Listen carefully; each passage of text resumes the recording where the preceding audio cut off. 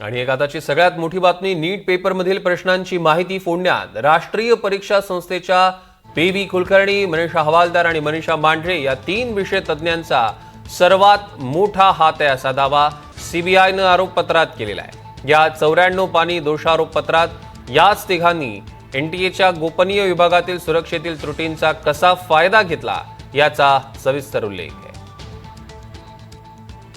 ग्राफिक्सच्या माध्यमातून बघूया, हे 3 विषय तज्ञ नीट पेपर फुटीचे मास्टरमाइंड आहेत। सीबीआयकडनं 13 जणांविरोधात अंतिम दोषारोपपत्र दाखल झालंय।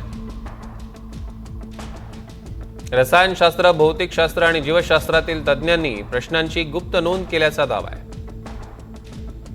पी.व्ही. कुलकर्णींनी रसायनशास्त्रातील 135 प्रश्न चिठ्ठीवर लिहिले। गोपनीय विभागातनं बाहेर पडल्यानंतर प्रश्नांची पुन्हा नोंद केल्याचा दावा करण्यात येतोय। मनीषा मांढरेंनी संबंधित एनसीईआरटी मजकूर चिन्हांकित केले। फिजिक्सच्या प्रश्नांची मनीषा हवालदारांनी संक्षिप्त नोंद ठेवल्याचा दावा आहे। तिघांनी प्रश्नपत्रिका मध्यस्थांमार्फत राजस्थान आणि हरियाणापर्यंत पोहोचवल्याचा आरोप आहे। प्रश्नपत्रिका ही थेट विद्यार्थ्यांपर्यंत पोहोचवण्यासाठी मध्यस्थी केलेली असा आरोप आहे।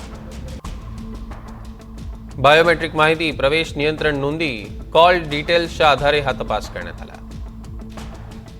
एनटीएच्या सुरक्षेतील त्रुटी देखील आढळल्याचा दावा करण्यात येतोय। गोपनीय विभागात पुरेसे सीसीटीव्ही नसल्याचा सीबीआयनं दावा केलाय। प्रश्नपत्रिका सीट करताना एकाच व्यक्तीचा विविध टप्प्यांवर सहभाग दिसतोय। एकच व्यक्ती असल्यानं संपूर्ण प्रश्नपत्रिका उपलब्ध होण्याची शक्यता आहे असा सीबीआयनं दावा केला।